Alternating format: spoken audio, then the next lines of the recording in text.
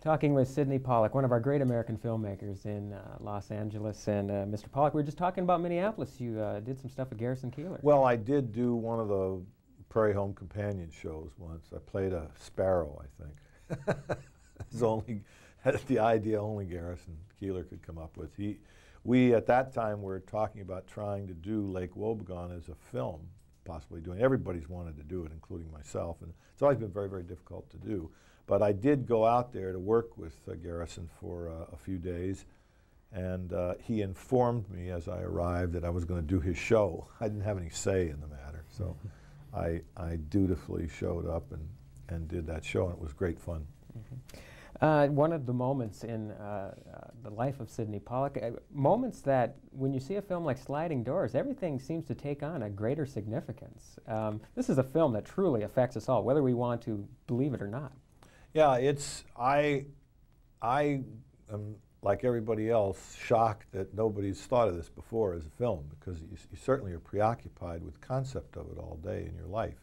You wander around and say, if I just left 10 minutes earlier, if I just had gone that way instead of this way, I wouldn't have gotten stuck in the traffic, I wouldn't have had the accident, I wouldn't have missed the appointment, I would have now been on such and such, I would have been $100 richer, or whatever the hell it is. You really do wonder all the time, what if? And so here, Peter Howitt was smart enough to say, hey, I think this is the movie. Any fleeting moments in your life, at least seemingly fleeting moments, where you had missed a subway or anything like that that turned fateful? Well, I can remember going back to when I was a kid and wasn't supposed to drive my father's car and did, and made a wrong turn and banged into another car and got in an accident, and then kept wondering all day, oh, if I just hadn't turned right, if I had turned, you know, it happens with everything. You always wonder things like that. I can't remember any life-changing event, frankly, but I do remember moments all the time. I still have them today, you know. And well, people must have them all the time with airplanes. You know, you're always hearing, geez, I had a ticket on that plane. And at the last minute, I couldn't go, and then something happens with the plane, it's a crash or something like that, and you say, wow, what was that? I'll think about that when I go back to Minneapolis today. Okay, and then having said that, the film, the thoughts about this film don't begin and end with this film. We have to go on with our lives. Watching it, living it, thinking about the future, are you going to approach things with a little greater caution now, knowing that things that I do, I mean, you could probably drive yourself crazy that way. Well, that's the problem, you know. You live your life and you take your chances, but you do always second guess yourself a little bit when what you do alters your life in any way, even for the day, even pleasure, even a flat tire that you picked up by driving over glass when you could have turned left and not, or whatever it is. That's always going to happen. But I don't think you can take those things so seriously that you start living a different kind of life. Let's talk about Sydney the actor. So very few times, unfortunately for us as viewers. I mean, you made an impact with the films you've been in.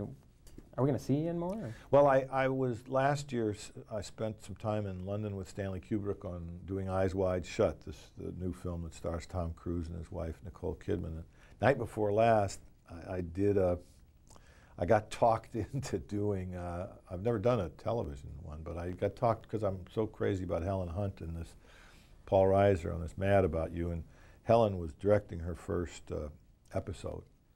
So she called and asked me to play a psychiatrist, so I was over there till 11 o'clock shooting night before last. Now, I know you're sworn to secrecy about Eyes Wide Shut, so I'm not going to be foolish enough to say, hey, what's it about? But I do want to know, as a filmmaker, now you're under the direction of Stanley Kubrick. Absolutely, and can you tell me, has your perspective changed as a filmmaker with this experience? Well, you learn from, when you work with somebody as good as Stanley is, you do reevaluate the way you work yourself. I mean, it happened working with Woody Allen, it happens working with Stanley Kubrick, it happens when you work with a director who's as much of an individualist and as much of a craftsman and an artist as Stanley is. You can't help it. One of the exciting reasons for doing it is to get to see the way other people that you admire work. Funny thing about directing is you really don't ever know if you're doing it right, because you don't get to see other directors work. When you're an actor, you watch other directors and you watch other actors, but as a director, you very rarely ever see another director work. Another completely original idea, a wonderful film in Sliding Doors. Congratulations. Thank you. Look forward to more from Stanley, not Stanley Kubrick, yes, Eyes Wide Shut. There you go. I get called Stanley all the time. From Sydney Pollack, the actor, director, producer, filmmaker. Thank you. Stanley Kubrick. Here, I'm stuck on that. There you Sydney go. Pollack, thank you very much. My pleasure.